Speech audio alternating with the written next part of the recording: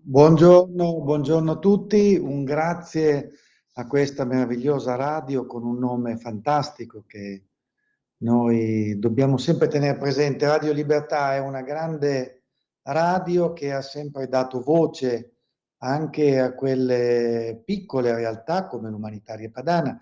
L'Umanitaria Padana si occupa di aiutare i popoli, soprattutto a casa loro, opera anche in Italia in caso di disastri o di interventi, opera soprattutto per i poveri che non sono aiutati dalle grandi organizzazioni, che non vanno di moda.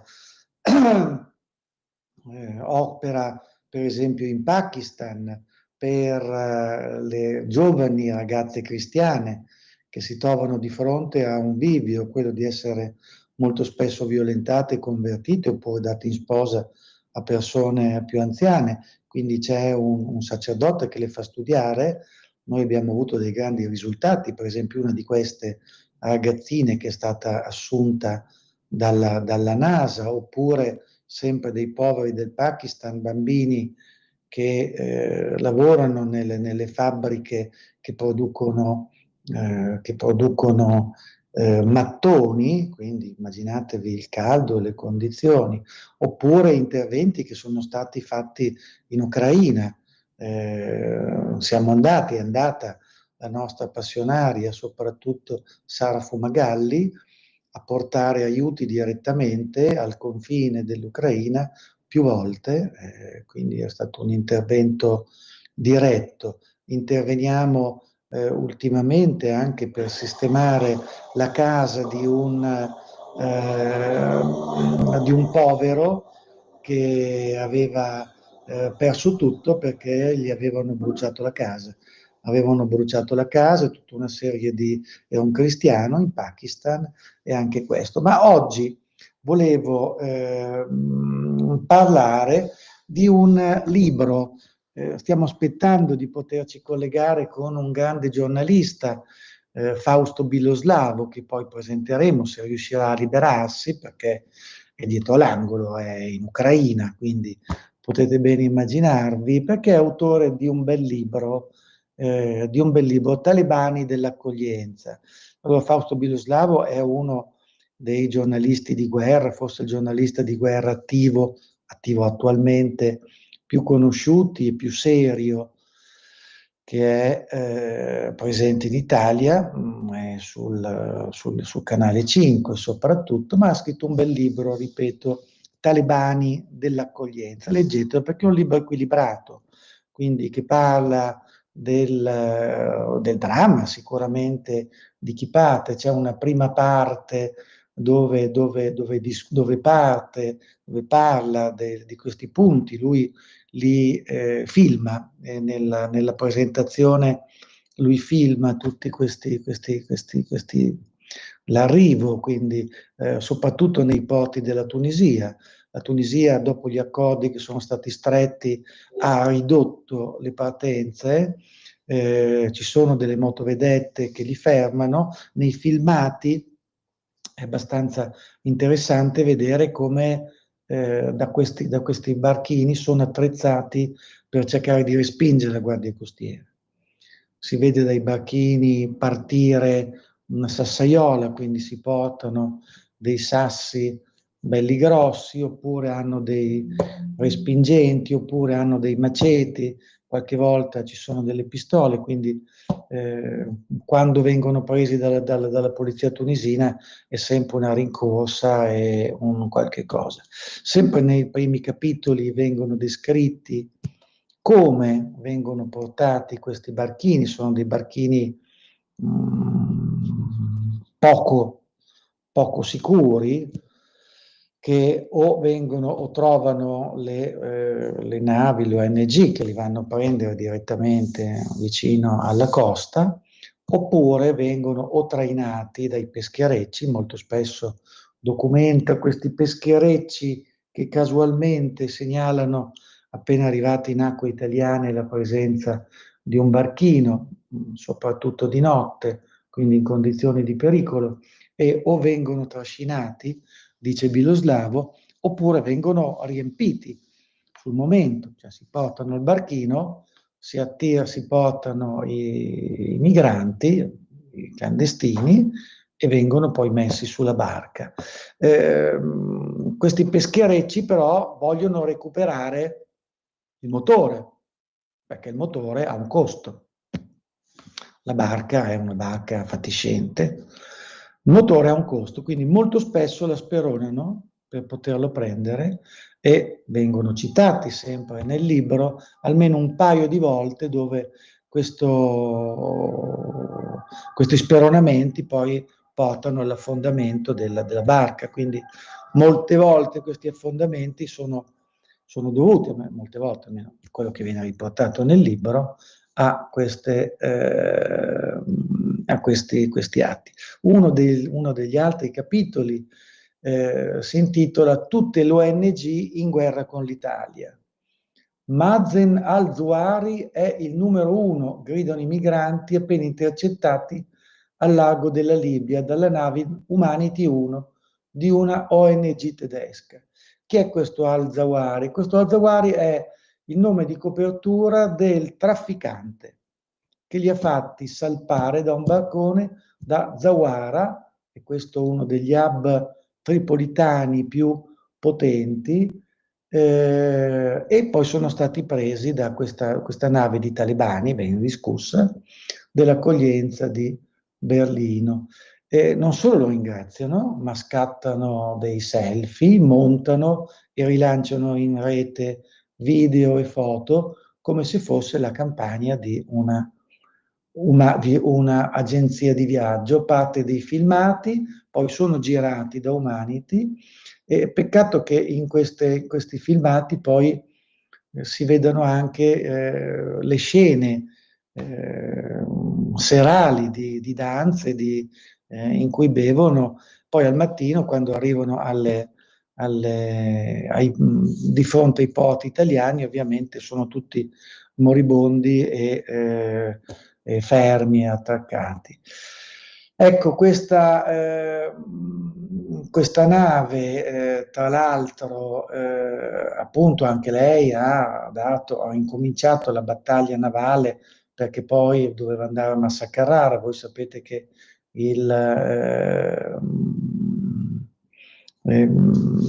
vanno nei porti sicuri, e i porti sicuri poi c'è tutta questa distinzione. Però questo al-Zawari viene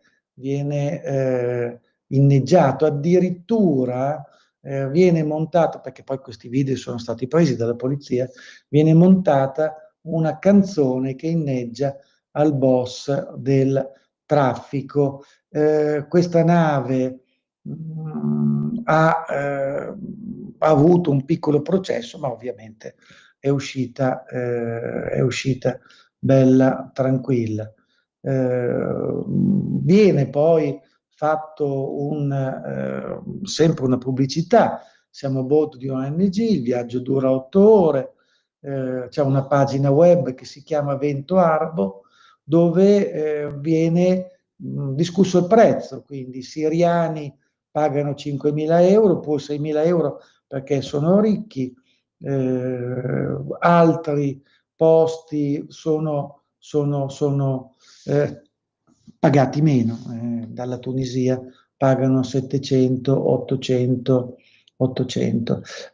Sono rimaste meno navi, ne sono state sequestrate alcuni, ma ne sono ancora presenti ovviamente che ne hanno portati circa 100.000 le ONG del mare, delle ONG del mare.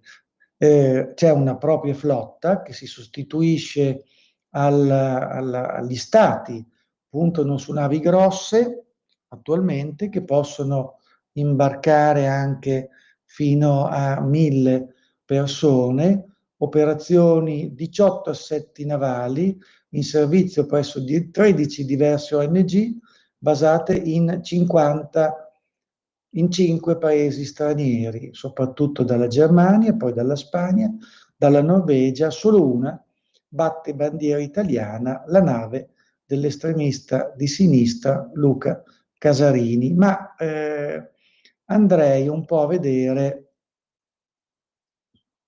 un altro capitolo importante che credo che sia interessante da vedere. C'è stata un'inchiesta sui talebani dell'accoglienza. Perché è stata questa inchiesta? Voi avrete saputo ultimamente che sono stati messi dei troll, dei trojan, cioè degli strumenti per spiare. Sono stati spiati alcune persone, tra cui anche questo Luca Casarini. Bene, Luca Casarini ha un processo perché sembra che sia stato intercettato dalla procura di Ragusa e viene descritto il versamento di 125.000 euro che sembrerebbero dovuti al trasbordo l'11 settembre del 2020 di 27 migranti dalla petroliera danese Max Etienne alla nave Mare Ionio, portati in Italia e sbarcati a Pozzallo il giorno dopo. Il bonifico arriva il 30 novembre da questa società armatrice della motonave danese che si chiama Maersk Tankers sul conto della Hydra Social Shipping, società armatrice di Mare Ionio, questa barca che viene utilizzata. E c'è un'intervista, c'è un'intercettazione dove questo Beppe Caccia, capo missione dell'operazione Migranti, in cambio di soldi è un assessore dei Verdi a Venezia, e due concordano che il bonifico dovrà, sempre con Luca Casarini, dovrà apparire come il pagamento, virgolettato, dagli atti di una fattura per attività di navigazione della Hydra a dei partner privati per mascherare l'affare soldi migranti. La procura di Ragusa quindi ipotizza un favoreggiamento dell'immigrazione illegale con l'aggravante di non averlo fatto solamente per bontà, sicuramente l'hanno fatto per bontà, ma ne hanno tratto anche un profitto nei confronti di 7 indagati, quindi per queste intercettazioni telefoniche e per quant'altro. Quindi inizialmente la richiesta ai danesi era di 270.000 euro per il trasporto di queste persone. Il 27 ottobre Caccia vola a Copenaghen per incontrare i dirigenti. Casarini viene intercettato mentre parla con Alessandro Merz, armatore della nave Friuli, e dice che domani a quest'ora potremmo essere con lo champagne in mano a festeggiare, perché arriva la risposta dei danesi. E se ci sarà l'ok, abbiamo svoltato e possiamo pagare stipendi e debiti. Ancora prima ribadisce: mi sa che abbiamo fatto il botto. Numerose intercettate telefonate, speriamo bene, dice Casarini a Caccia, con quelli si sistemano tutti. Questo per dire che un giro di soldi c'è sicuramente e c'è stato anche, i soldi arrivano anche da altri, quindi arrivano non solo da questa società, ma arrivano anche, per esempio, 70 dalla Banca Etica, è la banca dei 5 Stelle, 25.000 euro di prestito personale. La Chiesa, dai tedeschi di Alto ONG arrivano 60.000 euro. I bilanci della Mediterranea sono terzo e fondamentale supporto di questa nave, ripeto, italiana che va a prendere i migranti. Il terzo grande fondamentale supporto viene da enti ecclesiastici, in particolare dalla Conferenza Episcopale Italiana e da singoli diocesi della Chiesa Cattolica, in tutto un obolo di 494.736 euro su oltre 2 milioni di donazioni ed altre entrate. In piena pandemia, per esempio, nell'agosto 2020, la diocesi di Brescia versa 10.000 euro a favore di Mediterranea, missioni in mare, nonostante la guardia costiera, ribadisce che la nave di Mediterranea, la nave Ionio, Mare Ionio, non è certificata per il soccorso. Quindi non sei certificato per il soccorso vuol dire che forse quelli che soccorri magari rischiano, ma comunque la diocesi di Brescia gli dà 10.000 euro. L'arcidiocesi di Modena gliene dà altri 10.000 euro. Dalla nascita del 2018 l'operazione Mare Ionio è già costata 2.400.000 euro e ha 1 milione di debiti. Ma andiamo a vedere i soldi per i talebani dell'accoglienza provengono anche da personaggi famosi, per esempio Checco Zalone, che nella pellicola Tolo Tolo, per finanziarli indirettamente, ha voluto la loro collaborazione per il filmato che ha svolto. I costi di navigazione superano l'80% per il rimorchiatore, che la Guardia Costiera ha fermato più volte, non essendosi adattati, e comunque arrivano i soldi anche questo. Il tribunale sta andando avanti, ma in tutti i casi in cui si è interessato è sempre andato a finire in una bolla di sapone. Dove arrivano i soldi? Beh, arrivano da tante cose. Per esempio, abbiamo il capitano della Sea-Watch che prende più di 20.000 euro al mese, da quello che risulta, vari gommoni, per esempio ci sono degli aerei, l'aereo Colibrì, sono 2 aerei delle ONG, perché queste ONG hanno una flotta, soprattutto le ONG tedesche, che ricordate lo speronamento dell'attuale eurodeputata. Ecco, c'è un aereo da ricognizione che si chiama Colibri, dei pilot volontaire francese, fa base a Malta, ma decolla anche da Lampedusa. Colibri e anche Moonbird sono 2 aerei dell'ONG. Un'operazione, la cifra stanziata per questi due supera, per esempio nel 2018, i 200.000 euro. Ogni decollo della Moonbird costa circa 2.800 euro e è sostenuta dalla Chiesa evangelica, soprattutto in Germania. Ci sono persone, molti politici, che sostengono, per esempio, Anton Toni Orefait, esponente di spicco dei Verdi, l'attrice tedesca Leni Riemann e tutta una serie di altre persone che danno i loro soldi a queste associazioni. Don Ciotti, personaggi come Don Ciotti, Roberto Saviano, e andiamo avanti. I finanziamenti del governo di Berlino, per esempio, che dispone soldi di circa 8 milioni in 4 anni in favore di United for Rescue, ONG legata alla Chiesa evangelica, e sponsor delle navi che sbarcano migranti in Italia.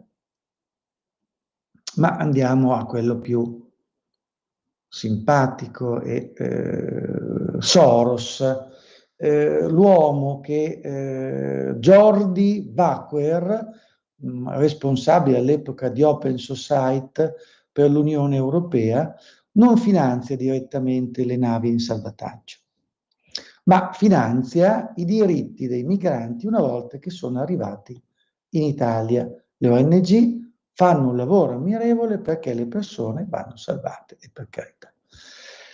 Ecco, questa fondazione che ha definito politici come nemici pubblici europei. Soros disse in uno dei due governi giallo-verdi che il ministro, l'allora ministro degli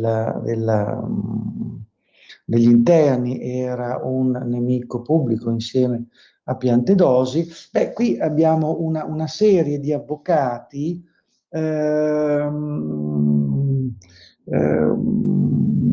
collaborano con organizzazioni che si impegnano nel campo dei diritti e della libertà. Hanno collaborato con gruppi di avvocati, l'ASGI, Antigone ed altre realtà che aiutano i migranti, ma spendiamo comunque poco. Per esempio, il bilancio di Open Society non è un bilancio piccolo, quindi sono 900 milioni di euro all'anno. In Italia non spendono più di 2 milioni di euro all'anno. Saviano è dei beneficiari, l'ASGI e Naga, associazione che lottano 104.000 euro nel 2019-2020, è un'associazione che lotta insieme ai cittadini stranieri contro ogni discriminazione. Ha ottenuto anche 25.000 euro dalla Fondazione Intesa San Paolo, ricordiamocelo, Fondazione Intesa San Paolo, che dà 25.000 euro dei soldi che ha ricevuto per queste associazioni, per gli studi giuridici sull'immigrazione. Quindi un gruppo di esperti legali che fa di tutto per aprire le porte ai migranti. È un bel libro, Talebani dell'accoglienza, che è scritto da Fausto Biloslavo, che purtroppo oggi, stamattina, non abbiamo avuto la possibilità di avere in diretta, ma credo che in Ucraina, adesso è in Ucraina, lo vedremo nel telegiornale oggi dell'Una, che vi invito a seguire, penso. Ha scritto questo bel libro, Talebani dell'accoglienza. Vale la pena sia per cogliere il lato umano, ma sia per cogliere anche tutti quegli aspetti che sono dietro a questa cultura dell'accoglienza, ma che in realtà si rivela molto spesso legata ai soldi e molto spesso poco agli interessi delle persone. L'ultima cosa che voglio dire, noi accogliamo gli eritrei perché sono in un posto dove c'è la guerra. Nel libro viene detto che dagli stessi eritrei che almeno il 40% di quelli che si dicono eritrei perché c'è un giro di passaporti falsi sono in realtà etiopi, quindi non aventi diritto al passaporto o all'accoglienza diplomatica. Detto questo, ringrazio della pazienza anche la direzione e la regia, saluto tutti e ricordo le opere e quant'altro dell'umanitaria padana Onlus. Buona domenica a tutti. Avete ascoltato Umanità